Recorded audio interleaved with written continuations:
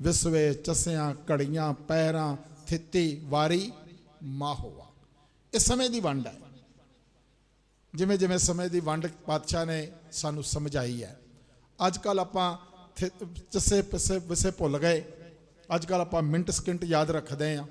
इन्ने बज के इन्ने मिनट हो गए, इन्ने सकिंट हो गए, समा बदल गया।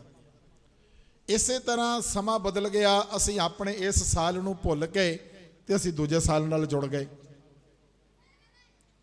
मेरे एक मित्र ने उन्हों का मैसेज मैं कल पढ़िया, विशेष तौर पर उन्होंने एक मैसेज बस इको पंक्ति दे विच लिखिया है, सिखो भलके तुहाडा नवां साल है, याद करवाए जा रहे हैं। ये भी बड़े एक आपां कहिए याद करवाने वाले बड़ी खुशी की गल है, पर नाल अफसोस की गल भी है भी सानू ये याद कराया जा रहा कि साडा साल है, सानू पता ही नहीं है। जिहड़ा साल साडा नहीं है, जिहड़ा साल अज सारी दुनिया मना रही है, जिन्हों आपां ईसवी साल कहने आ, वो साल एक साझा साल है, सारी दुनिया उन्होंने मना रही है।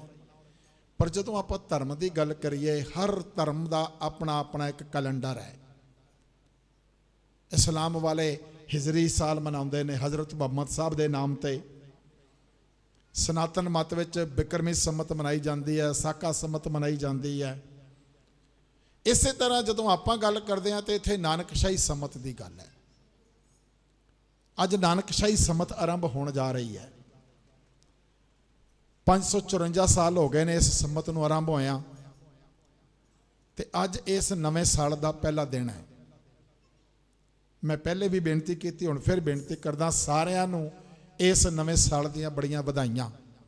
गुरु महाराज कृपा करन, तुसीं नाम बाणी नाल जिस तरह जुड़े हो, इसे तरह तुसीं नाम बाणी नाल जुड़े रहो। गुरु साहब इस नवे साल विच तुहाडे ते होर कृपा करन, तुहाडा बाणी नाल प्यार होर वध जावे। 12 माह 12 महीने, पर जदों आपां 12 माह की बाणी नूं पढ़दे आ ना, धन गुरु नानक साहब महाराज जी द्वारा उचारण किए गए 12 माह की बाणी दे विच 17 शब्द ने। 12 शब्द महीनों के नाम दे, 4 शब्द पहला दर्ज ने, तो 1 शब्द सब तो अखीर ते। तो जदों आपां पंचम पातशाह महाराज जी दे 12 माह नूं पढ़दे आ, जो माझ राग दे विच है, तो उस दे विच कुल 14 शब्द ने। 1 शब्द पहले दर्ज किया गया है, फिर 12 महीनों के नाम दे शब्द ने, ते अखीर ते फिर 1 शब्द दर्ज किया गया। आपां अज क्योंकि चेत महीने के शब्द के विचार तक करना ही है, उस तो पहला जिहड़ा उस तो पहले शब्द है जिथों 12 माह की आरंभता है, आपां उस शब्द नाल भी जुड़न का उपराला करांगे, कोशिश करांगे। आओ शब्द का पहले आपां पाठ पढ़िए, फिर इस शब्द नाल जुड़न की आपां कोशिश करांगे जी। सतनाम श्री वाहिगुरु साहिब जीओ। 12 माह माझ महला पंजवां, घर चौथा। किरत कर्म के विछोड़े, कर कृपा मिलो राम। 4 कुंट दै दिस प्रमे, थक आए प्रभ की साम। किरत कर्म के विछोड़े, कर कृपा मिलो राम। 4 कुंट दै दिस प्रमे, थक आए प्रभ की साम। तेन दुदै ते बाहरी, कितै न आवै काम। जल बिन साख कुमलावती, उपजै नाही दाम। हर नाह ना मिलिए साजणै, कत पाइए विश्राम।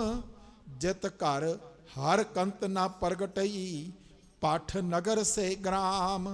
सर्ब सिंगार तंबोल रस, सन देही सब खाम।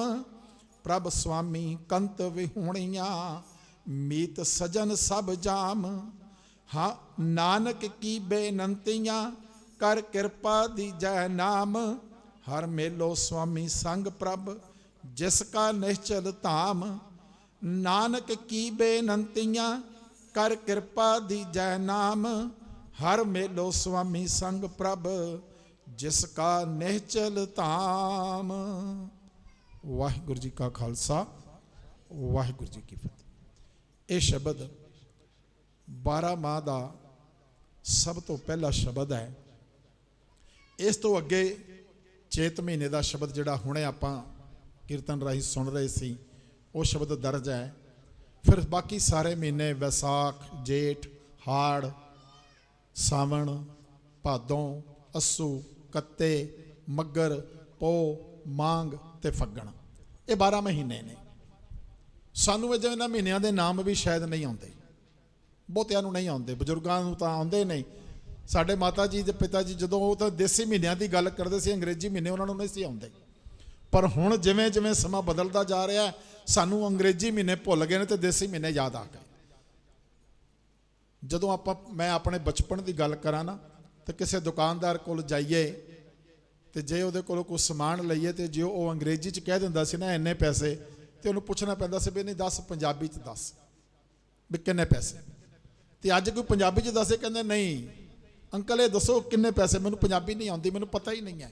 ਹਿੰਦੀ 'ਚ ਕਿੰਨੇ ਬਣਦੇ ਨੇ, ਪੰਜਾਬੀ 'ਚ ਕਿੰਨੇ ਬਣਦੇ ਮੈਨੂੰ ਨਹੀਂ ਪਤਾ, ਮੈਨੂੰ ਇਹ ਦੱਸੋ ਕਿੰਨੇ ਰੁਪਈਜ਼ ਨੇ ਤੇ ਕਿੰਨੇ ਪੈਸੇ ਨੇ। ਸਮਾਂ ਬਦਲ ਗਿਆ ਹੈ।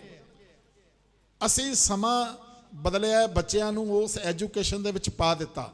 ਬੜੀ ਚੰਗੀ ਗੱਲ ਹੈ, ਸਮੇਂ ਦੇ ਨਾਲ ਉਹ ਐਜੂਕੇਸ਼ਨ ਜ਼ਰੂਰੀ ਹੈ, ਇਹਦੇ ਵਿੱਚ ਕੋਈ ਦੋ ਰਾਏ ਨਹੀਂ।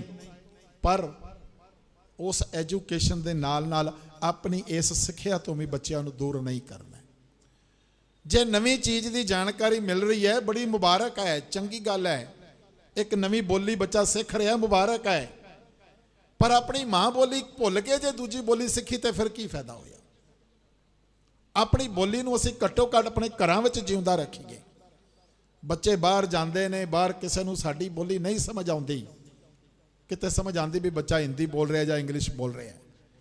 ਪਰ ਜੇ ਘਰ ਵਿੱਚ ਅਸੀਂ ਇੱਕ ਦੂਜੇ ਨਾਲ ਇੰਗਲਿਸ਼ ਦੀ, ਹਿੰਦੀ ਦੀ ਗੱਲ ਕਰੀ ਜਾਈਏ ਤੇ ਫਿਰ ਪੰਜਾਬੀ ਕਿੱਥੇ ਔਰ ਕਦੋਂ ਬੋਲਾਂਗੇ, ਕਿਵੇਂ ਬੋਲਾਂਗੇ, ਕਿਵੇਂ ਸਮਝ ਆਏਗੀ। ਮਾਂ ਬੋਲੀ ਕਹਿੰਦੇ ਆ ਆਪਾਂ, ਪਰ ਹੁਣ ਤਾਂ ਮੈਂ ਪਿੱਛੇ ਇੱਕ ਸੱਜਣ ਨੂੰ ਸੁਣ ਰਿਹਾ ਸੀ, ਉਹ ਕਹਿੰਦਾ ਹੁਣੇ ਮਾਂ ਬੋਲੀ ਨਹੀਂ ਰਹਿ ਗਈ, ਹੁਣੇ ਨਾਨੀ ਦਾਦੀ ਬੋਲੀ ਬਣ ਗਈ ਹੈ। ਹੁਣ ਦੀਆਂ ਮਾਵਾਂ ਵੀ ਬੱਚਿਆਂ ਨਾਲ ਹਿੰਦੀ ਵਿੱਚ ਹੀ ਗੱਲਾਂ ਕਰਦੀਆਂ ਨੇ। ਸੋ ਅਸੀਂ ਇਸ ਜ਼ਿੰਮੇਵਾਰੀ ਨੂੰ ਵੇਖਣਾ, ਸੰਭਾਲਣਾ। ਸਾਨੂੰ ਪਾਤਸ਼ਾਹ ਬਾਣੀ ਰਾਹੀਂ ਜੋ ਸੋਝੀ ਬਖਸ਼ ਰਹੇ ਨੇ, ਆਪਾਂ ਰਹਿੰਦੇ ਸਮੇਂ ਦੇ ਵਿੱਚ ਉਸ ਸ਼ਬਦ ਦੇ ਵਿਚਾਰ ਦੇ ਨਾਲ ਜੁੜ ਕੇ ਉਸ ਸੋਝੀ ਨੂੰ ਪ੍ਰਾਪਤ ਕਰਨਾ ਹੈ। ਪਾਤਸ਼ਾਹ ਕਹਿੰਦੇ ਨੇ ਕਿਰਤ ਕਰਮ ਕੇ ਵਿਛੋੜੇ, ਕਰ ਕਿਰਪਾ ਮੇਲੋ ਰਾਮ, 4 ਕੁੰਟ ਦੇ ਦਿਸ ਭਰਮੇ, ਥੱਕ ਆਏ ਪ੍ਰਭ ਕੀਸ। ਹੇ ਵਾਹਿਗੁਰੂ, ਹੇ ਸੱਚੇ ਪਾਤਸ਼ਾਹ, ਹੇ ਪ੍ਰਭੂ, ਅਸੀਂ ਕਰਮਾਂ ਕਰਕੇ, ਕਰਮਾਂ ਦੀ ਕਮਾਈ ਕਰਕੇ ਤੇਰੇ ਤੋਂ ਵਿਛੜ ਗਏ। ਪਾਤਸ਼ਾਹ ਤੂੰ ਤੇ ਕੁਝ ਹੋਰ ਰਸਤਾ ਦਿੱਤਾ ਸੀ। ਉਹ ਰਸਤਾ ਕਿਹੜਾ ਦਿੱਤਾ ਸੀ ਪ੍ਰਮਾਤਮਾ ਨੇ? ਪ੍ਰਮਾਤਮਾ ਨੇ ਇਹ ਮਨੁੱਖਾ ਜਨਮ ਦਿੱਤਾ ਸੀ ਵੀ ਇੱਕੋ ਇੱਕ ਇਹੀ ਜਨਮ ਹੈ ਜਿਸ ਦੇ ਵਿੱਚ ਪ੍ਰਮਾਤਮਾ ਦੇ ਨਾਲ ਮੇਲ ਹੋਏਗਾ। ਤੇ ਮੇਲ ਹੋਣਾ ਕਿਵੇਂ ਸੀ? ਆਪਾਂ ਰੋਜ਼ ਸ਼ਾਮ ਨੂੰ ਪੜ੍ਹਦੇ ਹਾਂ, ਬਾਰ-ਬਾਰ ਆਪਾਂ ਸਟੇਜ ਤੇ ਇਸ ਪੰਕਤੀ ਦਾ ਜ਼ਿਕਰ ਕਰਦੇ ਵੀ ਹਾਂ, ਸੁਣਦੇ ਵੀ ਹਾਂ। ਭਈ ਪ੍ਰਾਪਤ ਮਨੁੱਖ ਦੇ ਹੁਰੀਆ, ਗੋਬਿੰਦ ਮਿਲਣ ਕੀ ਇਹ ਤੇਰੀ ਬਰੀਆ। ਇਹ ਜਿਹੜੀ ਮਨੁੱਖਾ ਦੇਹ ਮਿਲੀ, ਜਿਹੜਾ ਮਨੁੱਖਾ ਸਰੀਰ ਮਿਲਿਆ, ਉਸ ਪ੍ਰਮਾਤਮਾ ਨੂੰ ਮਿਲਣ ਦੀ ਵਾਰੀ ਹੈ। ਤੇ ਪਾਤਸ਼ਾਹ ਨੇ ਅੱਗੇ ਰਸਤਾ ਵੀ ਦਿੱਤਾ, ਅਵਰ ਕਾਜ ਤੇਰੇ ਕਿਤੈ ਨਾ ਕਾਮ, ਮਿਲ ਸਾਧ ਸੰਗਤ ਭਜ ਕੇਵਲ ਨਾਮ। ਵੀ ਹੋਰ ਜਿਹੜੇ ਤੂੰ ਕਰਮ ਕਰ ਰਿਹਾ ਨਾ, ਇਹ ਤੇਰੇ ਕਿਸੇ ਕੰਮ ਆਉਣ ਵਾਲੇ ਨਹੀਂ ਨੇ। ਇਹ ਕਿਸੇ ਕੰਮ ਆਉਣ ਵਾਲੇ ਨੇ, ਤੂੰ ਕਿਸੇ ਹੋਰ ਕਰਮਾਂ ਚ ਉਲਝ ਗਿਆ। ਤੇ ਕਰਨਾ ਕੀ ਹੈ?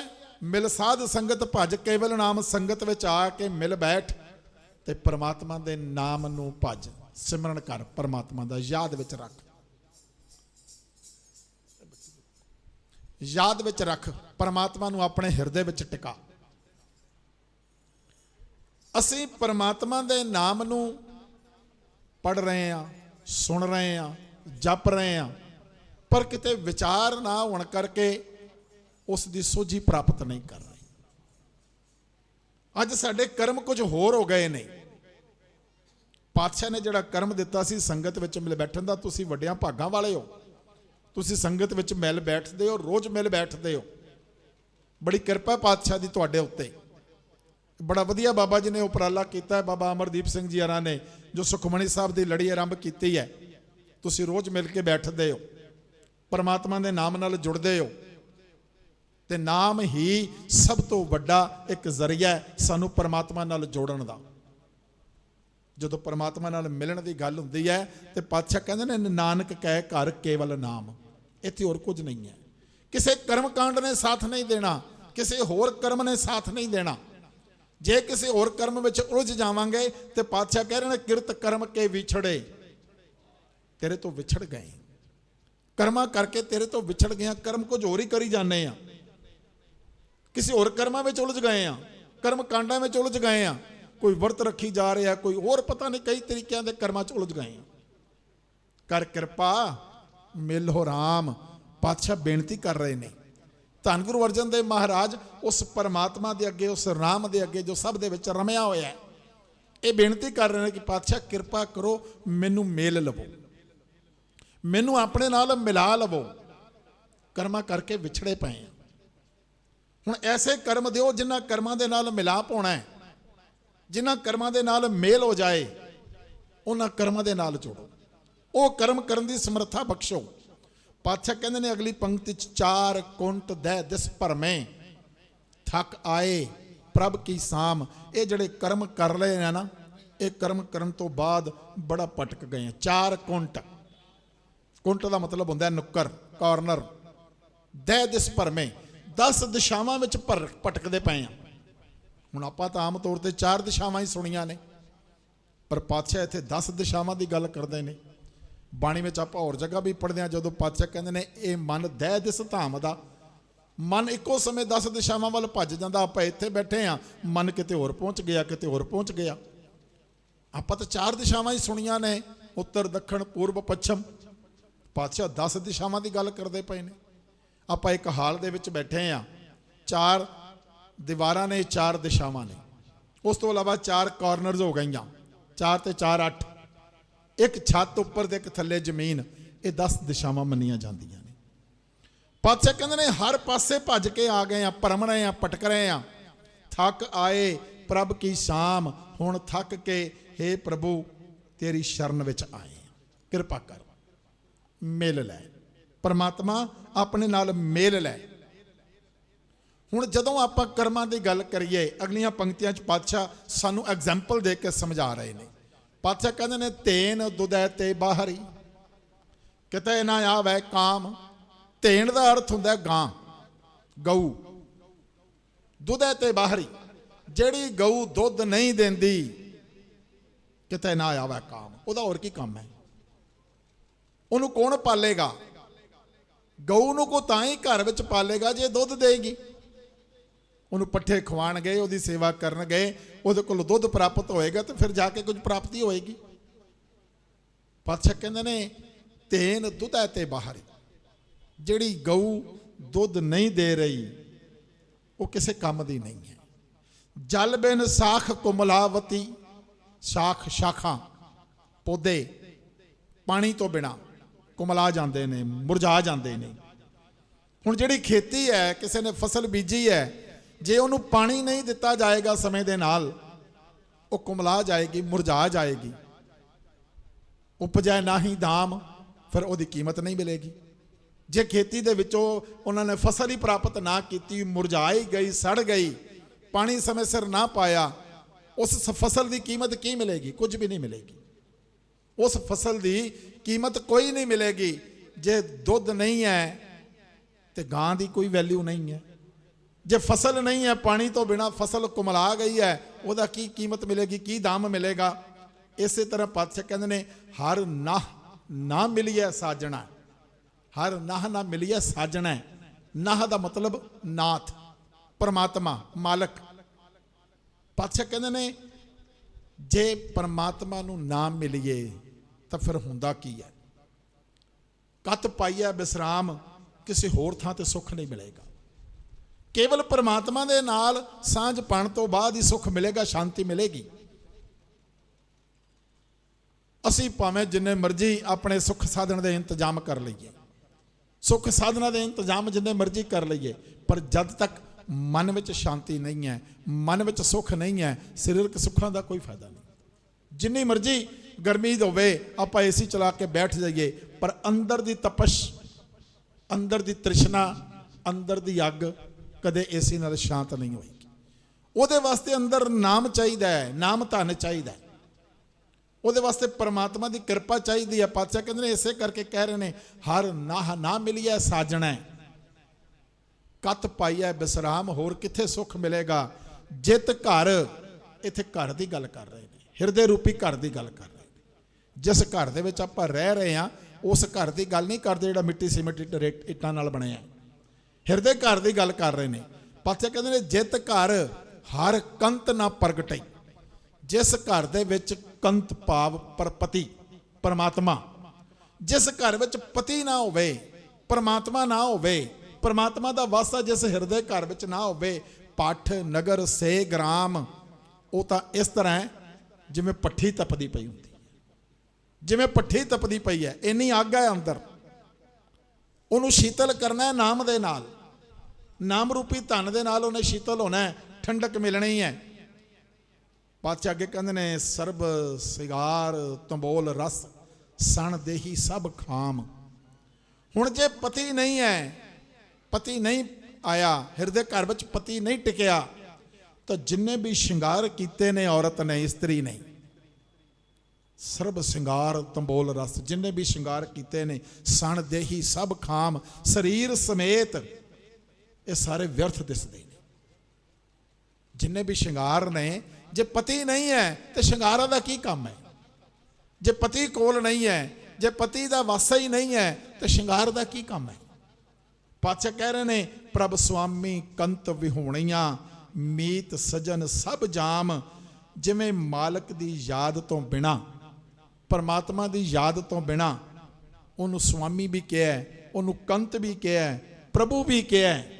उस दी याद तो बिना मीत सज्जन, जिन्ने भी मित्र ने, जिन्ने भी सज्जन ने, सब जाम, सारे जम वर्गे नज़र आते हैं। ऐ लगता जिवें मौत आ रही है।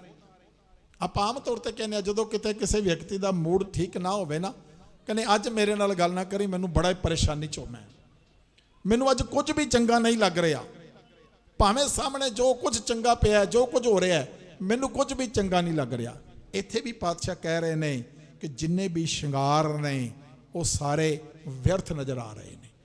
परमात्मा तो बिना, स्वामी तो बिना, कंतपति तो बिना, सारे मित्र सज्जन भी जम का रूप नज़र आते पे। ऐ लगता जिवें मौत आ रही है। मित्र जड़े ने वो मित्र नहीं नज़र आ रहे, वो जम रूप विच नज़र आ रहे ने। अखीर ते इस शब्द विच पातशाह कहंदे ने नानक की बेनंतियां कर कृपा दीजै नाम। परमात्मा दे अगे फिर बेनती कर रहे ने पातशाह, पंचम पातशाह बेनती कर रहे ने कि नानक दी बेनती है।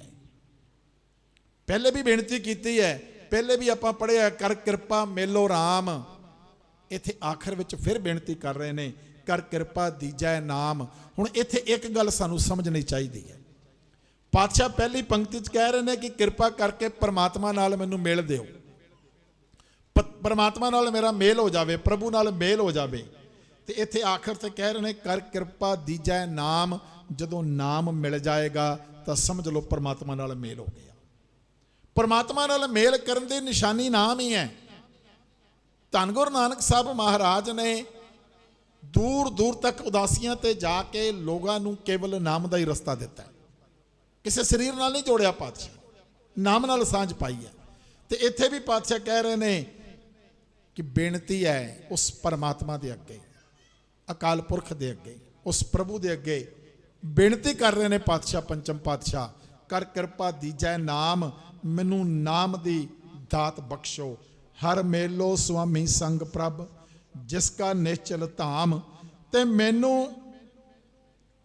उस परमात्मा दे नाल मेल दिओ जिसका निश्चल धाम, जिदा घर, जिदा टिकाणा सदा अटल है। वो निश्चल है, वो डोलण वाला नहीं है, वो डोलण वाला टिकाणा नहीं है। तो जिहड़ा उस टिकाणे दे विच टिक गया, जिहड़ा उस परमात्मा दे चरनां विच टिक गया, वो भी अडोल हो जाएगा। वो भी फिर डोलेगा नहीं, दुनिया के इन्हां रसां तो घबराएगा नहीं, वो डोलेगा नहीं। उन्होंने दुनिया के जिहड़े रंग तमाशे ने वो फिर परेशान नहीं कर पाएंगे। दुनिया के रंग तमाशे उन्होंने ही डुला सकते ने जिहड़ा परमात्मा के नाम तो दूर है। जिहदे हिरदे विच नाम का वासा हो गया, उन्होंने परमात्मा के नाम का इन्ना कुछ सहारा प्राप्त हो जाता है कि फिर वो डोलदा नहीं है। यही बेनती इस शब्द दे विच पंचम पातशाह धन गुरु अर्जन देव जी महाराज ने की है। अगे शब्द आरंभ होने जा रहे हैं सारे 12 माह दे। अज आप पहला भी बेनती की है, अज चेत महीना आरंभ होने जा रहे हैं। चेत महीने के शब्द दे विच जिस शब्द आप हुणे कीर्तन सरवण कर रहे सी, उस शब्द विच पातशाह सानू की सोझी बख्श रहे ने। चेत गोविंद आराधियै होवै अणद घणा, संत जना मिल पाइयै रसना नाम भणा। जिन पाया प्रभ अपना आए तिसे गणा, एक खिन तिस बिन जीवना बिरथा जन्म जना। जल थल महीअल पूरिया रविया विच वणा, सो प्रभ चित न आवई कितड़ा दुख गणा। जिन्नी रावया सो प्रभु तिना भाग मणा, हर दर्शन कौ मन लोचदा नानक प्यास मणा। चेत मिलाए सो प्रभु तिस कै पाए लगा, चेत मिलाए सो प्रभु तिस कै पाए लगा। हुण इस शब्द दे विच पातशाह चेत की गल कर रहे हैं। असी एक गल समझनी है, वैसे तो बड़ी देर तो गुरबाणी के विचार नाल आपां जुड़ रहे हैं। पातशाह ने सानू कदे भी किसी विशेष दिहाड़े नाल नहीं जोड़िया। सानू कई बारी भुलेखा पै जाता है, खास तौर पर भुलेखा तां पैंदा है जदों असी रोज़ गुरु की संगत नहीं करते, गुरु के दर ते नहीं आउंदे। जिहड़े रोज़ गुरु के दर ते आने वाले ने उन्होंने ये गल समझण की लोड़ ही नहीं है, समझाण की लोड़ भी नहीं है। पर जिहड़े केवल ये कहते हैं कि अज संगरांद है, अज गुरुद्वारे जरूर जाना है, उन्होंने ये गल पातशाह बाणी में समझाते हैं। पातशाह कहते हैं नानक सोई दिनस सुहावड़ा, जित प्रभ आवे चित, जित दिन विसरै पार ब्रह्म फिट भलेरी रुत। वो दिन चंगा है, वो सुहावड़ा है, सोहना है, जिस दिन परमात्मा याद आ जाए। तो जे एक दिन आप गुरुद्वारा साहब आए 29 दिन आए ही नहीं, तो पातशाह कहते हैं जित दिन विसरै पार ब्रह्म फिट भलेरी रुत। वो समा फिटकार योग है जिहड़ा समा असी परमात्मा नूं भुला के लंघा दिता, जिस दिन असी उहनूं विसर गए। मुबारक है रोजाना गुरुद्वारा साहब पहुँचते हो, आउंदे हो, गुरु के चरणों में बैठ के गुरु की बाणी नाल सांझ करते हो। इन्हां भुलेखियां तो असी उपर उठना है। गुरु साहब का उपदेश है कि हर गुरसिख ने रोज़ गुरुद्वारा साहब आना है। तो जे एक दिन आ गए 29 दिन ना आए तो फिर तो सचमुच बड़े सारे भुलेखियां में फसे रहांगे। सारे दिन एको जिहे नहीं। पातशाह कहते हैं वो दिन चंगा है जिस दिन परमात्मा के नाम नूं याद कर लिया। तो तुसी तो भागां दे वाले हो, तुसी तो रोज़ याद करते हो, तुसी तो रोज़ संगत में बैठ के गुरु के नाम नाल सांझ पाउंदे हो। तो जिहड़े केवल इसे करके ही गुरुद्वारा साहब ने कि अज संगरांद है, अज आउणा है। संगरांद क्यों कहा जाता है? इहदा नाम है संक्रांति, सूरज की क्रांति। यह दिहाड़ा सूरज नाल संबंधित है। जिवें पूर्णमाशी ते मसिया ये दोनों दिहाड़े चंद्रमा नाल संबंधित ने। जिस दिन पूरा चंद्रमा नज़र आता है आपां कहने अज पुन्ने है, पूर्णमाशी है। घटदा घटदा चंद्रमा एक दिन अलोप हो जाता है, उन्होंने मसिया की रात कह दिता जाता है, काली रात, हनेरी रात। वो चंद्रमा नाल संबंधित दिहाड़े ने। तो जिहड़ा अज दा दिहाड़ा है सूरज नाल संबंधित है। हुण सूरज नाल संबंधित उन्हां वास्ते जिहड़े सूरज नूं पूजदे ने। तो सानू तो दसम पातशाह का फरमान है नमो सूरज सूरजे, उसनों नमस्कार करो जिन्हें सूरज बनाया। नमो चंद्र चंद्रे, उन्होंने नमस्कार करो जिन्हें चंद्रमा बनाया, जिन्हें चंद्रमा नूं चाननी दी है। तो असी तो परमात्मा नूं मिलना है। ये परमात्मा के मिलन की बेनती कर रहे हैं पातशाह। पातशाह कह रहे हैं किरत कर्म के विछड़े कर कृपा मेलो राम। असी तो परमात्मा के नाल सांझ पाउणी है। जिस परमात्मा ने सूरज चंद्रमा सब कुछ बनाने वाला परमात्मा है। जो कुछ भी सानू नज़र आ रहा है आप मूल मंत्र में पढ़ते हैं उस परमात्मा के जो गुणों नूं, ते आप पढ़ते हैं करता पुरख है। वो करता मतलब सब कुछ करने वाला हो। सब नूं परमात्मा ने बनाया है। तो परमात्मा की बनाई चीज़ नूं पूजण की बजाय सीधा परमात्मा नूं मनीए, परमात्मा नूं पूजीए, परमात्मा नाल सांझ पाईए। तो इत्थे इस शब्द में भी पातशाह यही गल कह रहे हैं, चेत गोविंद आराधियै। ਹੁਣ ਜਿਹੜਾ ਚੇਤ ਦਾ ਮਹੀਨਾ ਹੈ, ਇਹ ਜਿਹੜਾ ਚੇਤ ਦਾ ਸਮਾਂ ਹੈ, ਇਹ ਬਸੰਤ ਰੁੱਤ ਦਾ ਸਮਾਂ ਹੈ। ਇਹਨਾਂ ਸਮਿਆਂ ਦੇ ਵਿੱਚ, ਇਹਨਾਂ ਦਿਨਾਂ ਦੇ ਵਿੱਚ ਨਾ ਜ਼ਿਆਦਾ ਸਰਦੀ ਹੈ ਨਾ ਜ਼ਿਆਦਾ ਗਰਮੀ ਹੈ। ਬੜਾ ਖੇੜੇ ਵਾਲਾ, ਬੜਾ ਖੜਾਓ ਵਾਲਾ ਸਮਾਂ ਹੈ। ਇਸ ਕਰਕੇ ਇਸ ਰੁੱਤ ਨੂੰ ਬੜਾ ਵਧੀਆ ਮੰਨਿਆ ਜਾਂਦਾ ਹੈ, ਬੜੀ ਵਧੀਆ ਮੰਨੀ ਜਾਂਦੀ ਹੈ। ਚੜ੍ਹ ਚੇਤ ਬਸੰਤ ਮੇਰੇ ਪਿਆਰੇ, ਭਲੀਏ ਰੁੱਤੇ। ਇਸ ਰੁੱਤ ਨੂੰ ਭਲੀ ਰੁੱਤ ਕਿਹਾ ਗਿਆ ਬਾਣੀ ਦੇ ਵਿੱਚ। ਇਹ ਬੜੀ ਚੰਗੀ ਰੁੱਤ ਹੈ। ਇਹਨਾਂ ਦਿਨਾਂ ਵਿੱਚ ਬੜਾ ਖੇੜਾ ਹੈ। ਆਪਾਂ ਵੇਖਦੇ ਹਾਂ ਖੇੜਾ ਆ ਜਾਂਦਾ ਖੇਤਾਂ ਵਿੱਚ ਵੀ, ਦਰਖਤਾਂ ਨੂੰ ਵੀ ਬੜੇ ਨਵੇਂ ਪੱਤੇ ਉੱਗ ਜਾਂਦੇ ਨੇ। ਇਹ ਖੇੜੇ ਵਾਲੀ ਰੁੱਤ ਹੈ। ਤੇ ਪਾਤਸ਼ਾਹ ਕਹਿੰਦੇ ਨੇ ਇਸ ਸਮੇਂ ਦੇ ਵਿੱਚ ਜਿਹੜਾ ਚੇਤ ਦੇ ਵਿੱਚ ਗੋਵਿੰਦ, ਗੋਵਿੰਦ ਦਾ ਮਤਲਬ ਪਰਮਾਤਮਾ, ਗੋ ਧਰਤੀ, ਬਿੰਦ ਸਹਾਰਾ, ਜਿਹੜਾ ਧਰਤੀ ਨੂੰ ਸਹਾਰਾ ਦੇਣ ਵਾਲਾ ਹੈ, ਉਸ ਪਰਮਾਤਮਾ ਦਾ ਜ਼ਿਕਰ ਕਰ ਰਹੇ ਨੇ ਪਾਤਸ਼ਾਹ। ਕਹਿੰਦੇ ਚੇਤ ਦੇ ਵਿੱਚ ਜਿਹੜਾ ਪਰਮਾਤਮਾ ਦਾ ਆਰਾਧਨਾ ਕਰਦਾ, ਪਰਮਾਤਮਾ ਨੂੰ ਮੰਨਦਾ, ਪਰਮਾਤਮਾ ਨੂੰ ਯਾਦ ਕਰਦਾ, ਹੋਵੇ ਅਨੰਦ ਘਣਾ, ਉਹਨੂੰ ਫਿਰ ਬੜਾ ਆਨੰਦ ਹੁੰਦਾ ਹੈ। ਘਣਾ ਦਾ ਮਤਲਬ ਬਹੁਤ ਜ਼ਿਆਦਾ, ਉਹਨੂੰ ਬੜੀ ਖੁਸ਼ੀ ਮਿਲਦੀ ਹੈ, ਬੜਾ ਆਨੰਦ ਮਿਲਦਾ ਹੈ। ਹੁਣ ਆਨੰਦ ਕੀ ਚੀਜ਼ ਹੈ? ਅਸੀਂ ਇੱਥੇ ਇੱਕ ਹੋਰ ਥੋੜੀ ਜਿਹੀ ਗੱਲ ਸਮਝਣੀ ਹੈ। ਆਪਾਂ ਇੱਕ ਚੀਜ਼ ਨੂੰ ਖੁਸ਼ੀ ਕਹਿ ਦਿੰਦੇ ਆ, ਇੱਕ ਚੀਜ਼ ਆਪਾਂ ਸੁੱਖ ਕਹਿ ਦਿੰਦੇ ਆ, ਪਰ ਖੁਸ਼ੀ ਕਦੇ ਵੀ ਖਤਮ ਹੋ ਸਕਦੀ ਹੈ। ਜਿਸ ਪਦਾਰਥ ਵਿੱਚੋਂ ਖੁਸ਼ੀ ਮਿਲਦੀ ਹੈ, ਉਹ ਪਦਾਰਥ ਖਤਮ ਹੋ ਗਿਆ ਤੇ ਖੁਸ਼ੀ ਖਤਮ ਹੋ ਗਈ, ਗਮੀ ਆ ਗਈ। ਮੰਨ ਲਓ ਆਪਾਂ ਗਰਮੀ ਵਿੱਚ ਏਸੀ ਚਲਾ ਕੇ ਬੈਠੇ ਆ, ਲਾਈਟ ਚਲੀ ਗਈ, ਉਹ ਜਿੱਥੇ ਸਾਨੂੰ ਠੰਡਕ ਮਿਲਦੀ ਸੀ ਉਹ ਗਰਮੀ ਹੋ ਗਈ, ਉਹ ਖੁਸ਼ੀ ਗਮੀ ਵਿੱਚ ਬਦਲ ਗਈ। ਉਹ ਜਿਹੜਾ ਸੁੱਖ ਮਿਲਦਾ ਪਿਆ ਸੀ ਉਹ ਦੁੱਖ ਵਿੱਚ ਤਬਦੀਲ ਹੋ ਗਿਆ। ਪਰ ਆਨੰਦ ਇੱਕ ਐਸੀ ਅਵਸਥਾ ਹੈ ਜਿਸ ਦਾ ਕੋਈ ਆਪੋਜ਼ਿਟ ਵਰਡ ਨਹੀਂ ਹੈ। ਆਨੰਦ ਮਿਲਦਾ ਕੇਵਲ ਗੁਰੂ ਕੋਲੋਂ ਹੀ ਹੈ। ਰੋਜ਼ ਪੜ੍ਹਦੇ ਹਾਂ ਆਪਾਂ, ਆਨੰਦ ਪਿਆ ਮੇਰੀ ਮਾਏ, ਸਤਿਗੁਰੂ ਮੈਂ ਪਾਇਆ। ਇਹ ਕੇਵਲ ਗੁਰੂ ਕੋਲੋਂ ਮਿਲਦਾ ਹੈ। ਜਿਹੜਾ ਸੁੱਖ, ਜਿਹੜੀ ਖੁਸ਼ੀ ਪਦਾਰਥਾਂ ਕੋਲੋਂ ਮਿਲੇਗੀ ਉਹ ਬਦਲ ਜਾਏਗੀ, ਉਹਦੇ ਵਿੱਚ ਤਬਦੀਲੀ ਹੋ ਜਾਏਗੀ। ਪਰ ਜਿਹੜਾ ਆਨੰਦ ਗੁਰੂ ਕੋਲੋਂ ਮਿਲੇਗਾ ਉਹ ਹਮੇਸ਼ਾ ਕਾਇਮ ਰਹੇਗਾ। ਆਪਾਂ ਬੜਾ ਕਈ ਵਾਰੀ ਆਪਾਂ ਕਹਿ ਦਿੰਦੇ ਹਾਂ, ਆਪਾਂ ਛੋਟੀ ਮੋਟੀ ਗੱਲ ਹੋਵੇ, ਆਪਾਂ ਕੋਈ ਸਵਾਦਲੀ ਚੀਜ਼ ਖਾ ਕੇ ਕਹਿ ਦਿੰਦੇ ਬੜਾ ਆਨੰਦ ਆ ਗਿਆ, ਪਰ ਉਹ ਆਨੰਦ ਕੇਵਲ ਉਨੀ ਦੇਰ ਰਹਿੰਦਾ ਜਿੰਨੀ ਦੇਰ ਉਹ ਸਵਾਦ ਹੈ। ਇਸ ਕਰਕੇ ਉਹ ਆਨੰਦ ਨਹੀਂ ਹੈ, ਉਹ ਸਵਾਦ ਹੈ। ਆਨੰਦ ਉਹ ਹੈ ਜਿਹੜਾ ਹਮੇਸ਼ਾ ਕਾਇਮ ਰਹਿਣਾ ਹੈ। ਆਨੰਦ, ਆਨੰਦ ਸਭ ਕੋ ਕਹੈ, ਆਨੰਦ ਗੁਰੂ ਤੇ ਜਾਣਿਆ। ਉਹ ਕੇਵਲ ਗੁਰੂ ਕੋਲੋਂ ਹੀ ਮਿਲ ਸਕਦਾ ਹੈ। ਕਿਸੇ ਪਦਾਰਥ ਕੋਲੋਂ ਆਨੰਦ ਨਹੀਂ ਮਿਲਣਾ। ਕਿਸੇ ਪਦਾਰਥ ਤੋਂ ਜਿਹੜੀ ਚੀਜ਼ ਮਿਲੇਗੀ ਉਹ ਪਦਾਰਥ ਦੇ ਜਾਣ ਤੋਂ ਬਾਅਦ ਖਤਮ ਹੋ ਜਾਏਗੀ। ਸੋ ਪਾਤਸ਼ਾਹ ਇੱਥੇ ਵੀ ਇਹੀ ਗੱਲ ਕਹਿ ਰਹੇ ਨੇ ਕਿ ਜਦੋਂ ਉਸ ਪਰਮਾਤਮਾ ਦਾ ਆਰਾਧਨ ਕਰਾਂਗੇ, ਪਰਮਾਤਮਾ ਨਾਲ ਸਾਂਝ ਪਾਵਾਂਗੇ, ਤਾਂ ਫਿਰ ਆਨੰਦ ਮਿਲ ਜਾਏਗਾ।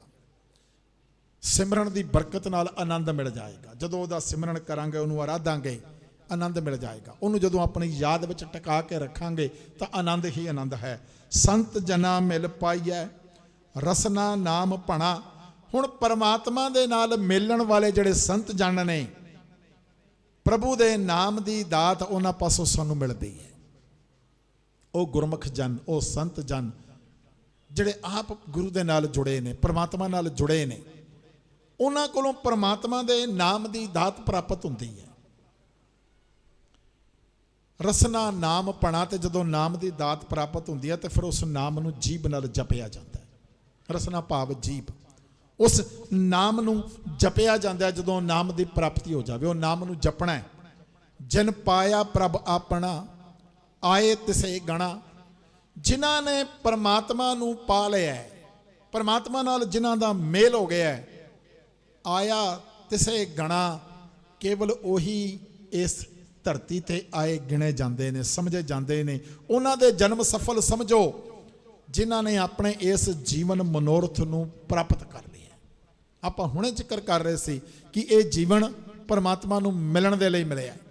ਤੇ ਇੱਥੇ ਪਾਤਸ਼ਾਹ ਕਹਿੰਦੇ ਨੇ ਜਿਨ ਪਾਇਆ ਪ੍ਰਭ ਆਪਣਾ। ਜਿਨ੍ਹਾਂ ਨੇ ਪਰਮਾਤਮਾ ਨੂੰ ਪਾ ਲਿਆ, ਪਰਮਾਤਮਾ ਨਾਲ ਮੇਲ ਹੋ ਗਿਆ, ਕੇਵਲ ਉਹਨਾਂ ਦਾ ਜੀਵਨ ਸਫਲ ਹੈ। ਉਹਨਾਂ ਦੇ ਬਾਰੇ ਹੀ ਯਾਦ ਗੱਲ ਕੀਤੀ ਜਾਂਦੀ ਹੈ। ਉਹਨਾਂ ਨੂੰ ਹੀ ਕਿਹਾ ਜਾਂਦਾ ਹੈ ਕਿ ਦੇਖੋ ਪਰਮਾਤਮਾ ਦਾ ਸੰਦੇਸ਼ ਲੈ ਕੇ ਆਏ ਸਨ। ਆਪਾਂ 550 ਸਾਲ ਪਹਿਲਾਂ ਜੋ ਗੁਰੂ ਨਾਨਕ ਸਾਹਿਬ ਨੇ ਉਪਦੇਸ਼ ਦਿੱਤੇ, ਆਪਾਂ ਉਹਨਾਂ ਨੂੰ ਅੱਜ ਯਾਦ ਕਰਦੇ ਪਏ। ਆਏ ਤਿਸੇ ਗਣਾ। ਭਗਤ ਕਬੀਰ ਜੀ, ਬਾਬਾ ਫਰੀਦ ਜੀ, ਉਹਨਾਂ ਦੇ ਉਪਦੇਸ਼ਾਂ ਨੂੰ ਆਪਾਂ ਅੱਜ ਯਾਦ ਕਰਦੇ ਹਾਂ। ਉਹਨਾਂ ਦੀ ਗਿਣਤੀ ਹੁੰਦੀ ਹੈ ਕਿਉਂਕਿ ਉਹਨਾਂ ਨੇ ਆਪਣਾ ਜਨਮ ਸਫਲ ਕੀਤਾ ਤੇ ਉਹਨਾਂ ਦੇ ਨਾਲ ਮਿਲ ਕੇ ਅਸੀਂ ਵੀ ਆਪਣਾ ਜਨਮ ਸਫਲ ਕਰਨਾ ਹੈ। ਅਸੀਂ ਵੀ ਉਹਨਾਂ ਦੇ ਦਿੱਤੇ ਉਪਦੇਸ਼ਾਂ ਨੂੰ ਪੜ੍ਹ ਕੇ ਸੁਣ ਕੇ ਹਿਰਦੇ ਵਿੱਚ ਵਸਾ ਕੇ ਆਪਣੇ ਜਨਮ ਨੂੰ ਸਫਲ ਕਰਨਾ ਹੈ। ਤੇ ਅੱਗੇ ਪਾਤਸ਼ਾਹ ਕਹਿੰਦੇ ਨੇ ਇੱਕ ਖਿਣ ਤਿਸ ਬਿਨ ਜੀਵਣਾ ਬਿਰਥਾ ਜਨਮ ਜਾਣਾ। ਤੇ ਜੇ ਕਿਤੇ ਪਰਮਾਤਮਾ ਦੀ ਯਾਦ ਤੋਂ ਬਿਨਾ ਇੱਕ ਖਿਣ ਜਿੰਨਾ ਸਮਾਂ ਵੀ ਖਿਣ ਮਾਤਰ ਸਮਾਂ ਵੀ ਜੇ ਕਿਤੇ ਗੁਜ਼ਰ ਗਿਆ ਉਸ ਪਰਮਾਤਮਾ ਦੀ ਯਾਦ ਤੋਂ ਬਿਨਾ, ਤਾਂ ਸਮਝ ਲਓ ਇਹ ਜਨਮ ਵਿਅਰਥ ਹੋ ਗਿਆ, ਵਿਅਰਥ ਹੋ ਗਿਆ। ਆਪਾਂ ਪੜ੍ਹਿਆ ਨਾ, ਗੁਣ ਗੋਬਿੰਦ ਗਾਇਓ ਨਹੀਂ ਜਨਮ ਅਕਾਰਥ ਕੀਨ। ਜਿਨ੍ਹਾਂ ਨੇ ਪ੍ਰਮਾਤਮਾ ਦੇ ਗੁਣ ਨਹੀਂ ਗਾਏ, ਜਿਨ੍ਹਾਂ ਨੇ ਵਿਸਾਰ ਦਿੱਤਾ, ਭਾਵੇਂ ਥੋੜਾ ਜਿਹਾ ਸਮਾਂ ਵੀ ਵਿਸਾਰ ਦਿੱਤਾ, ਪਾਤਸ਼ਾਹ ਕਹਿੰਦੇ ਨੇ ਉਹ ਜਨਮ ਵਿਅਰਥ ਹੈ, ਉਹ ਕਿਸੇ ਗਿਣਤੀ ਵਿੱਚ ਨਹੀਂ ਹੈ। ਉਹੀ ਗਿਣਤੀ ਵਿੱਚ ਨੇ ਜਿਨ ਪਾਇਆ ਪ੍ਰਭ ਆਪਣਾ ਆਏ ਤਿਸੇ ਗਣਾ, ਉਹ ਇਸ ਗਿਣਤੀ ਵਿੱਚ ਨੇ, ਉਹ ਪ੍ਰਵਾਨ ਨੇ।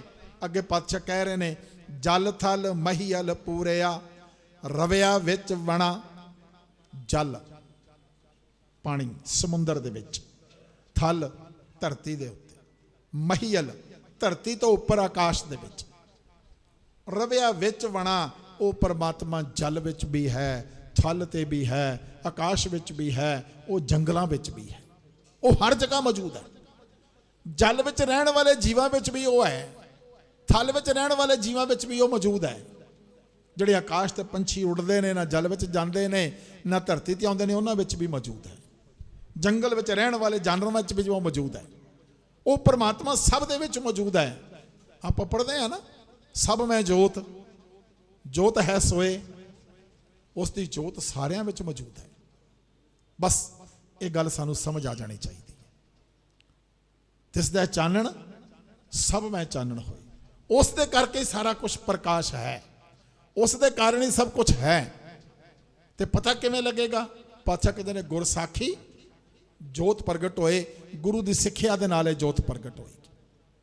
ਗੁਰੂ ਦੀ ਸਿੱਖਿਆ ਜਦੋਂ ਸਮਝ ਆ ਗਈ, ਜਦੋਂ ਗੁਰੂ ਦੀ ਸਿੱਖਿਆ ਨਾਲ ਜੁੜ ਗਏ, ਜਦੋਂ ਬਾਣੀ ਨੂੰ ਵਿਚਾਰ ਲਿਆ, ਗੁਰੂ ਦੀ ਸਿੱਖਿਆ ਨੂੰ ਸਮਝ ਲਿਆ, ਪਾਤਸ਼ਾਹ ਇੱਥੇ ਵੀ ਉਹੀ ਗੱਲ ਸਮਝਾਉਂਦੇ ਨੇ ਕਿ ਉਹ ਪਰਮਾਤਮਾ ਜਲ ਥਲ ਆਕਾਸ਼ ਹਰ ਜਗ੍ਹਾ ਤੇ ਮੌਜੂਦ ਹੈ, ਹਰ ਜਗ੍ਹਾ ਤੇ ਮੌਜੂਦ ਹੈ।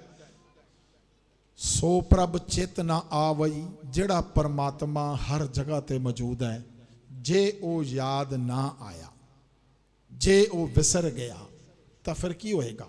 ਕਿ ਤੇਰਾ ਦੁੱਖ ਗਣਾ ਇੰਨਾ ਕੁ ਦੁੱਖ ਹੋਏਗਾ ਕਿ ਉਹ ਬਿਆਨ ਹੀ ਨਹੀਂ ਕੀਤਾ ਜਾ ਸਕਦਾ, ਦੱਸਿਆ ਹੀ ਨਹੀਂ ਜਾ ਸਕਦਾ ਕਿ ਕਿੰਨਾ ਕੁ ਦੁੱਖ।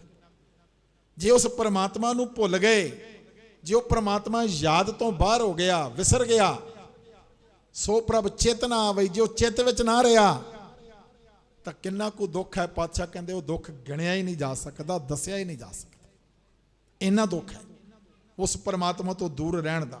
ਜਿਨੀ ਰਾਵਿਆ ਸੋ ਪ੍ਰਭੂ ਤਿੰਨਾ ਭਾਗ ਮਣਾ। ਤੇ ਜਿਨ੍ਹਾਂ ਨੇ ਉਸ ਪ੍ਰਭੂ ਨੂੰ ਯਾਦ ਕੀਤਾ ਹੈ, ਆਪਣੇ ਹਿਰਦੇ ਵਿੱਚ ਵਸਾ ਲਿਆ, ਤਿੰਨਾ ਭਾਗ ਮਣਾ। ਇੱਥੇ ਮਣਾ ਦਾ ਅਰਥ ਹੈ ਬਹੁਤ ਜ਼ਿਆਦਾ। ਜਦੋਂ ਆਪਾਂ ਵਜਨ ਦੀ ਗੱਲ ਕਰਦੇ ਆ ਨਾ, ਤਾਂ ਇੱਕ ਮਣ 40 ਕਿਲੋ ਦਾ ਮੰਨਿਆ ਜਾਂਦਾ ਹੈ। ਮਣਾ ਮੋਹੀ ਭਾਵ ਬਹੁਤ ਜ਼ਿਆਦਾ। ਪਾਤਸ਼ਾਹ ਕਹਿੰਦੇ ਨੇ ਜਿਹਨੇ ਪਰਮਾਤਮਾ ਦੇ ਨਾਲ ਸਾਂਝ ਪਾਈ ਹੈ, ਉਸ ਨੂੰ ਹਿਰਦੇ ਵਿੱਚ ਵਸਾ ਲਿਆ ਹੈ। ਪਹਿਲੀ ਪੰਕਤੀ 'ਚ ਆਪਾਂ ਹੁਣੇ ਪੜ੍ਹਿਆ ਕਿ ਜਿਸ ਨੇ ਪਰਮਾਤਮਾ ਨੂੰ ਭੁਲਾ ਦਿੱਤਾ ਹੈ, ਉਹਦਾ ਦੁੱਖ ਕਿੰਨਾ ਹੈ ਉਹ ਦੱਸਿਆ ਨਹੀਂ ਜਾ ਸਕਦਾ। ਤੇ ਇੱਥੇ ਕਹਿੰਦੇ ਨੇ ਜਿਹਨੇ ਪਰਮਾਤਮਾ ਨੂੰ ਹਿਰਦੇ ਵਿੱਚ ਵਸਾ ਲਿਆ ਹੈ, ਉਹਦੇ ਭਾਗ ਕਿੰਨੇ ਵੱਡੇ ਨੇ, ਮਣਾ ਮੁਈ ਉਹਨੂੰ ਆਨੰਦ ਪ੍ਰਾਪਤ, ਪਤਾ ਹੀ ਨਹੀਂ ਕਿੰਨਾ ਕੁ ਆਨੰਦ। ਜੇ ਦੁੱਖ ਨਹੀਂ ਦੱਸਿਆ ਜਾ ਸਕਦਾ, ਤਾਂ ਉਹਦੇ ਭਾਗ ਕਿੰਨੇ ਕੁ ਜਾਗਦੇ ਨੇ, ਉਹ ਵੀ ਨਹੀਂ ਦੱਸੇ ਜਾ ਸਕਦੇ, ਕਿੰਨੀ ਕੁ ਖੁਸ਼ੀ ਮਿਲਦੀ ਹੈ। ਹੁਣ ਅਖੀਰ ਤੇ ਪਾਤਸ਼ਾਹ ਬੇਨਤੀ ਕਰਦੇ ਨੇ, ਫਿਰ ਬੇਨਤੀ ਕਰਦੇ ਨੇ ਇਸ ਸ਼ਬਦ ਦੇ ਵਿੱਚ, ਹਰ ਦਰਸ਼ਨ ਕਉ ਮਨ ਲੋਚਦਾ ਨਾਨਕ ਪਿਆਸ ਮਣਾ। ਕਹਿੰਦੇ ਨੇ ਹੇ ਵਾਹਿਗੁਰੂ, ਨਾਨਕ ਦਾ ਮਨ ਵੀ ਹਰੀ ਦੇ ਦੀਦਾਰ ਨੂੰ ਤਾਂਘਦਾ ਹੈ। ਇਹ ਪੰਚਮ ਪਾਤਸ਼ਾਹ ਕਹਿ ਰਹੇ ਨੇ ਕਿ ਮੇਰੇ ਮਨ ਵਿੱਚ ਵੀ ਪਿਆਸ ਹੈ। ਇਹ ਪਿਆਸ ਪੈਦਾ ਹੋਣੀ ਬੜੀ ਵੱਡੀ ਗੱਲ ਹੈ। ਜਿਸ ਕਿਸੇ ਦੇ ਹਿਰਦੇ ਵਿੱਚ ਪਰਮਾਤਮਾ ਦੇ ਲਈ ਪਿਆਸ ਪੈਦਾ ਹੋ ਜਾਵੇ, ਸਮਝ ਲਓ ਕਿ ਅਸੀਂ ਸਹੀ ਰਸਤੇ ਤੇ ਚੱਲ ਰਹੇ ਹਾਂ।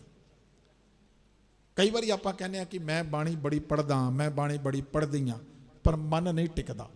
ਇਹ ਗੱਲ ਸਮਝ ਆਣੀ ਵੀ ਬੜੀ ਵੱਡੀ ਗੱਲ ਹੈ ਕਿ ਮਨ ਨਹੀਂ ਟਿਕਦਾ। ਇਹਦਾ ਮਤਲਬ ਅਸੀਂ ਮਨ ਨੂੰ ਟਿਕਾਣਾ ਚਾਹ ਰਹੇ ਹਾਂ। ਸਾਡੇ ਅੰਦਰ ਇਹ ਪਿਆਸ ਹੈ, ਸਾਡੇ ਅੰਦਰ ਇਹ ਤਾਂਘ ਹੈ ਕਿ ਸਾਡਾ ਮਨ ਟਿਕ ਜਾਏ। ਇਹ ਵੀ ਬੜੀ ਵੱਡੀ ਗੱਲ ਹੈ। ਸਮਝੋ ਕਿ ਅਸੀਂ ਸਹੀ ਰਸਤੇ ਤੇ ਚੱਲ ਰਹੇ ਹਾਂ। ਜੇ ਮਨ ਦੇ ਵਿੱਚ ਪਿਆਸ ਹੈ, ਹੁਣ ਸਾਨੂੰ ਪਿਆਸ ਲੱਗੀ ਹੋਵੇ, ਸਰੀਰਕ ਦੇ ਵਿੱਚ ਪਿਆਸ ਲੱਗੀ, ਅਸੀਂ ਪਾਣੀ ਪੀਵਾਂਗੇ, ਪਿਆਸ ਖਤਮ ਹੋ ਜਾਏਗੀ। ਇਸੇ ਤਰ੍ਹਾਂ ਜਿਹੜੀ ਪਿਆਸ ਦੀ ਗੱਲ ਇੱਥੇ ਪਾਤਸ਼ਾਹ ਕਹਿ ਰਹੇ ਨੇ, ਉਹ ਪਿਆਸ ਹੈ ਪਰਮਾਤਮਾ ਦੇ ਦੀਦਾਰ ਦੀ, ਪਰਮਾਤਮਾ ਦੇ ਦਰਸ਼ਨਾਂ ਦੀ, ਉਹਦੇ ਨਾਮ ਦੀ। ਪਾਤਸ਼ਾਹ ਕਹਿੰਦੇ ਨੇ ਹਰ ਦਰਸ਼ਨ ਕੋ ਮਨ ਲੋਚਦਾ, ਨਾਨਕ ਪਿਆਸ ਮਣਾ, ਮਨ ਦੇ ਵਿੱਚ ਪਿਆਸ ਲੱਗੀ, ਮਨ ਦੇ ਵਿੱਚ ਪਿਆਸ ਹੈ, ਉਸ ਪਰਮਾਤਮਾ ਨਾਲ ਸਾਂਝ ਬਣ ਆਵੇ, ਉਹਦੇ ਦੀਦਾਰ ਹੋ ਜਾਣ, ਇਹ ਪਿਆਸ ਹੈ। ਚੇਤ ਮਿਲਾਏ ਸੋ ਪ੍ਰਭੂ ਤਿਸ ਕੈ ਪਾਏ ਲਗਾ।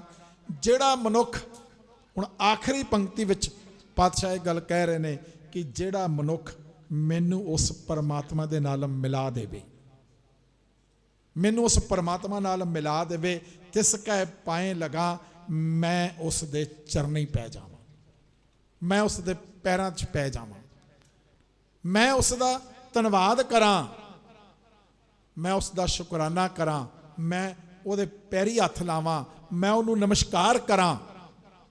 ਤੇ ਕਿਹਦੇ ਨਾਲ ਮਿਲ ਕੇ ਪ੍ਰਭੂ ਮਿਲ ਸਕਦਾ ਹੈ?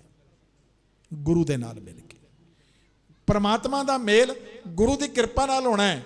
ਜਦੋਂ ਆਪਾਂ ਮੂਲ ਮੰਤਰ ਪੜ੍ਹਦੇ ਹਾਂ, ਆਖਰ ਤੇ ਆਪਾਂ ਪੜ੍ਹਦੇ ਹਾਂ ਗੁਰ ਪ੍ਰਸਾਦ, ਗੁਰੂ ਦੀ ਕਿਰਪਾ ਦੇ ਨਾਲ। ਜਦੋਂ ਆਪਾਂ ਆਸਾ ਕੀ ਵਾਰ ਦਾ ਕੀਰਤਨ ਸੁਣਦੇ ਹਾਂ, ਆਪਾਂ ਇਹ ਪੜ੍ਹਦੇ ਹਾਂ, ਬਿਨ ਸਤਿਗੁਰ ਕਿਨੇ ਨਾ ਪਾਇਆ, ਗੁਰੂ ਤੋਂ ਬਿਨਾਂ ਅਜੇ ਤੱਕ ਕਿਸੇ ਨੇ ਨਹੀਂ ਪ੍ਰਾਪਤ ਕੀਤਾ। ਬਸ ਸਾਡੀ ਜ਼ਿੰਮੇਵਾਰੀ ਹੈ, ਅਸੀਂ ਆਪਣੀ ਸਾਂਝ ਗੁਰੂ ਦੇ ਨਾਲ ਬਣਾ ਲਈਏ, ਬਾਣੀ ਨਾਲ ਬਣਾ ਲਈਏ, ਸ਼ਬਦ ਨਾਲ ਬਣਾ ਲਈਏ। ਬੜਾ ਵੱਡਾ ਉਪਰਾਲਾ ਸਤਿਕਾਰਯੋਗ ਬਾਬਾ ਅਮਰਦੀਪ ਸਿੰਘ ਜੀ ਨੇ ਕੀਤਾ ਹੈ। ਪਿਛਲੇ ਲਗਭਗ 1 ਸਾਲ ਤੋਂ ਸੰਗਤਾਂ ਰੋਜ਼ ਇੱਥੇ ਸੁਖਮਣੀ ਸਾਹਿਬ ਦਾ ਪਾਠ ਕਰਦੀਆਂ ਨੇ। ਰੋਜ਼ ਤੁਸੀਂ ਬਾਣੀ ਨਾਲ ਜੁੜਦੇ ਹੋ, ਗੁਰੂ ਨਾਲ ਸਾਂਝ ਤੁਹਾਡੀ ਵੱਧਦੀ ਹੈ। ਜਦੋਂ ਆਪਾਂ ਹੁਣੇ ਅੱਜ ਗੱਲ ਕੀਤੀ, ਕਿਰਤ ਕਰਮ ਕੇ ਵਿਛੜੇ ਕਰ ਕਿਰਪਾ ਮੇਲੋ ਰਾਮ, ਅਸੀਂ ਆਪਣੇ ਕਰਮਾਂ ਕਰਕੇ ਵਿਛੜੇ ਪਏ ਹਾਂ। ਤੇ ਕਿਹੜੇ ਕਰਮ ਕਰਨੇ ਨੇ? ਜਿਨ੍ਹਾਂ ਕਰਮਾਂ ਕਰਕੇ ਅਸੀਂ ਪਰਮਾਤਮਾ ਦੇ ਨਾਲ ਜੁੜ ਜਾਈਏ, ਗੁਰੂ ਨਾਲ ਜੁੜ ਜਾਈਏ। ਰੋਜ਼ ਤੁਸੀਂ ਸੁਖਮਣੀ ਸਾਹਿਬ ਦੀ ਬਾਣੀ ਵਿੱਚ ਪੜ੍ਹਦੇ ਹੋ, ਸਰਬ ਧਰਮ ਮੈਂ ਸ੍ਰੇਸ਼ਟ ਧਰਮ, ਹਰ ਕੋ ਨਾਮ ਜਪ ਨਿਰਮਲ ਕਰਮ। ਪਰਮਾਤਮਾ ਦੇ ਨਾਮ ਨੂੰ ਜਪ ਲਈਏ ਤੇ ਆਪਣੇ ਕਰਮਾਂ ਨੂੰ ਨਿਰਮਲ ਕਰ ਲਈਏ। ਨਿਰਮਲ ਭਾਵ ਸਾਡੇ ਕੰਮ ਦੇ ਵਿੱਚ ਕੋਈ ਮੈਲ ਨਾ ਹੋਵੇ, ਮੈਲ ਤੋਂ ਰਹਿਤ। ਸਾਡੇ ਜੀਵਨ ਵਿੱਚ ਕੋਈ ਝੂਠ ਨਾ ਹੋਵੇ, ਸੱਚ ਹੀ ਸੱਚ ਹੋਵੇ।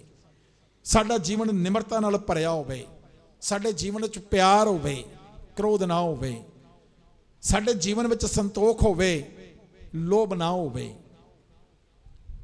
ਐਸੇ ਕਰਮ ਜਦੋਂ ਕਰਾਂਗੇ, ਅਜਿਹੇ ਗੁਣਾਂ ਦੇ ਧਾਰਨੀ ਬਣ ਕੇ ਜਦੋਂ ਕਰਮ ਕਰਾਂਗੇ, ਤੇ ਉਹ ਕਰਮ ਸੱਚਮੁੱਚ ਨਿਰਮਲ ਕਰਮ ਹੋਣਗੇ।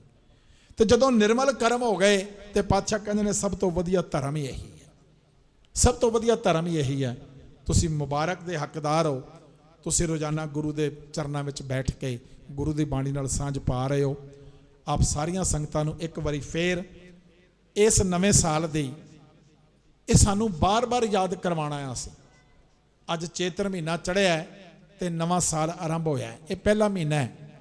ਅਗਲਾ ਮਹੀਨਾ ਜਿਹੜਾ ਵਿਸਾਖ ਦਾ ਆਰੰਭ ਹੋਏਗਾ, ਉਹ ਖਾਲਸੇ ਦੀ ਸਾਜਣਾ ਵਾਲਾ ਮਹੀਨਾ ਹੋਏਗਾ। ਵਿਸਾਖੀ ਵਾਲੇ ਦਿਹਾੜੇ ਪਾਤਸ਼ਾਹ ਨੇ ਖਾਲਸੇ ਦੀ ਸਾਜਣਾ ਕੀਤੀ ਹੈ। ਖਾਲਸੇ ਦੀ ਸਾਜਣਾ ਵਿਸਾਖ ਤੋਂ, ਕਈ ਇਸ ਕਰਕੇ ਭੁਲੇਖਾ ਖਾ ਜਾਂਦੇ ਨੇ। ਪਿੱਛੇ ਜਦੋਂ ਕਾਫੀ ਸਾਲ ਪਹਿਲਾਂ ਇੱਥੇ ਪ੍ਰੋਗਰਾਮ ਆਰੰਭ ਕੀਤਾ ਸੀ, ਬਾਬਾ ਫੁੰਮਣ ਸਿੰਘ ਜੀ ਸਨ, ਜਦੋਂ ਇੱਥੇ 13 ਤਰੀਕ ਭਾਵ ਜਿਵੇਂ ਅੱਜ 14 ਮਾਰਚ ਹੈ, 13 ਤਰੀਕ ਰਾਤ ਨੂੰ, ਫੱਗਣ ਦੀ ਅਖੀਰਲੀ ਰਾਤ ਨੂੰ ਸਮਾਗਮ ਕੀਤਾ। ਤੇ ਕਿਸੇ ਨੇ ਵਿਸ਼ੇਸ਼ ਤੌਰ ਤੇ ਫੋਨ ਕਰਕੇ ਪੁੱਛਿਆ ਵੀ ਨਵਾਂ ਸਾਲ ਤਾਂ ਭਾਈ ਸਾਹਿਬ ਵਿਸਾਖੀ ਤੋਂ ਆਰੰਭ ਹੁੰਦਾ, ਤੁਸੀਂ ਅੱਜ ਕਿਉਂ ਕਰਦੇ ਪਏ ਹੋ? ਪਰ ਇੱਕ ਬੜੇ ਸਾਲ ਪੁਰਾਣੀ ਗੱਲ ਹੋ ਗਈ। ਉਸ ਤੋਂ ਬਾਅਦ ਹੁਣ ਤਾਂ ਬੜੀਆਂ ਸੰਸਥਾਵਾਂ ਵੱਲੋਂ, ਦਿੱਲੀ ਗੁਰਦੁਆਰਾ ਕਮੇਟੀ ਵੱਲੋਂ ਵੀ ਸਾਰੇ ਇਤਿਹਾਸਕ ਗੁਰਦੁਆਰਿਆਂ ਵਿੱਚ ਸਮਾਗਮ ਕੀਤੇ ਜਾਂਦੇ ਨੇ। ਤੇ ਇਹ ਗੱਲ ਸਾਨੂੰ ਯਾਦ ਰੱਖਣੀ ਹੈ ਕਿ ਸਾਡਾ ਨਵਾਂ ਸਾਲ ਚੇਤ ਤੋਂ ਆਰੰਭ ਹੁੰਦਾ ਹੈ। ਅੱਜ ਪਹਿਲੀ ਚੇਤ ਹੈ ਨਵੇਂ ਸਾਲ ਦੀ, ਨਵੇਂ ਮਹੀਨੇ ਦੀ ਅੱਜ ਪਹਿਲੀ ਤਰੀਕ ਹੈ। ਸਾਰੀਆਂ ਸੰਗਤਾਂ ਨੂੰ ਬਹੁਤ ਬਹੁਤ ਵਧਾਈਆਂ। ਵਿਸ਼ੇਸ਼ ਤੌਰ ਤੇ ਸਤਿਕਾਰਯੋਗ ਬਾਬਾ ਅਮਰਦੀਪ ਸਿੰਘ ਜੀ ਅਤੇ ਇੱਥੋਂ ਦੇ ਪ੍ਰਬੰਧਕ ਸੱਜਣਾ ਨੂੰ, ਜੋ ਵਿਸ਼ੇਸ਼ ਉਪਰਾਲੇ ਸੰਗਤਾਂ ਲਈ ਇੱਥੇ ਕਰਦੇ ਨੇ। ਗੁਰੂ ਮਹਾਰਾਜ ਜੀ ਦੀ ਕਿਰਪਾ ਦੇ ਨਾਲ ਆਪ ਸਾਰੀਆਂ ਸੰਗਤਾਂ ਨੂੰ ਬਾਣੀ ਨਾਲ ਜੋੜਨ ਦੇ ਉਪਰਾਲੇ ਕਰਦੇ ਰਹਿੰਦੇ ਨੇ। ਇੱਕ ਵਾਰੀ ਫੇਰ ਕੋਟਾਨ ਕੋਟ ਸ਼ੁਕਰ ਧੰਨ ਗੁਰੂ ਸੱਚੇ ਪਾਤਸ਼ਾਹ ਧੰਨ ਧੰਨ ਗੁਰੂ ਗ੍ਰੰਥ ਸਾਹਿਬ ਜੀ ਮਹਾਰਾਜ ਦਾ, ਜਿਨ੍ਹਾਂ ਦੇ ਦਿੱਤੇ ਹੋਏ ਉਪਦੇਸ਼ਾਂ ਦੁਆਰਾ ਆਪ ਸੰਗਤਾਂ ਦੇ ਨਾਲ ਉਹਨਾਂ ਉਪਦੇਸ਼ਾਂ ਦੀ ਸਾਂਝ ਪਾਉਣ ਦੇ ਸਮਰੱਥਾ ਮਿਲੀ ਹੈ। ਗੁਰੂ ਸਾਹਿਬ ਇਸੇ ਤਰ੍ਹਾਂ ਕਿਰਪਾ ਰੱਖਣ, ਆਪ ਸੰਗਤਾਂ ਦਾ ਪਿਆਰ ਮਿਲਦਾ ਰਹੇ। ਆਪ ਸੰਗਤਾਂ ਦਾ ਬਹੁਤ ਬਹੁਤ ਧੰਨਵਾਦ ਜੋ ਸਮਾਂ ਕੱਢ ਕੇ ਇੱਥੇ ਰੋਜ਼ਾਨਾ ਆ ਕੇ ਗੁਰੂ ਨਾਲ ਆਪਣੀ ਸਾਂਝ ਨੂੰ ਵਧਾਉਂਦੇ ਹੋ। ਮੇਰੇ ਵਰਗਿਆਂ ਨੂੰ ਵੀ ਆਪ ਸੁਣਨ ਦੀ ਇੱਕ ਬੜੀ ਵੱਡੀ ਹਿੰਮਤ ਕਰਦੇ ਹੋ। ਗੁਰੂ ਸਾਹਿਬ ਹੋਰ ਕਿਰਪਾ ਕਰਨ। ਵਾਹਿਗੁਰੂ ਜੀ ਕਾ ਖਾਲਸਾ, ਵਾਹਿਗੁਰੂ ਜੀ ਕੀ ਫਤਿਹ। ਬਹੁਤ ਚੰਗੀ